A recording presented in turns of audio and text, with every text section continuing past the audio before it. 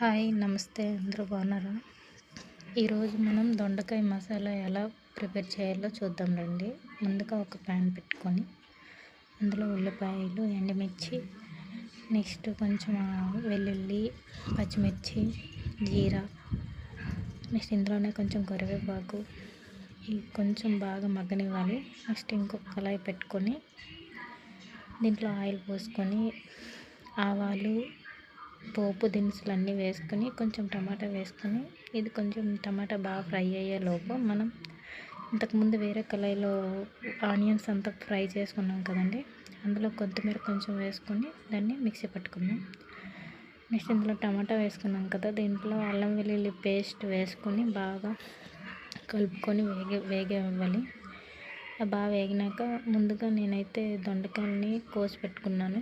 ఆ కోసి పెట్టుకున్న దొండకాయలు అందులో వేసేసుకుందాం. బాగా అయితే కొంచెం దీంట్లోనే కొద్దిగా ఉప్పు వేసుకొని మూత పెట్టుకొని కొద్దిగా ఫ్రై అవ్వనివ్వాలండి. ఇదంతా మనం మిక్సీ పట్టుకుని నేను ఇందులో కొంచెం తెల్ల నువ్వులు వేసుకున్నాను, కావాలంటే మీరు స్కిప్ చేసేయచ్చు. నేను దీంట్లోనే కారం, ధనియాల పొడి, పసుపు అన్నీ వేసేసి మిక్స్ చేసుకున్నా. చూడండి దొండకాయలు అయితే ఫ్రై అయ్యాయి బాగా. ఈ ఫ్రై అయ్యే దాంట్లో మనం ఏదైతే మిక్సీ పట్టుకున్నామో అది అనేది ఇందులో వేసుకొని బాగా కలుపుకోవాలండి. ఉప్పు తగినంత, రుచికి తగినంత వేసుకోండి. నెక్స్ట్ బాగా మగ్గి కొంచెం కరివేపాకు వేసుకొని దించుకోవడమే అండి. అంతే, దొండకాయ మసాలా కర్రీ రెడీ. నచ్చితే షేర్ చేయండి, లైక్ చేయండి, కామెంట్ చేయండి, సబ్స్క్రైబ్ చేయడం మర్చిపోకండి.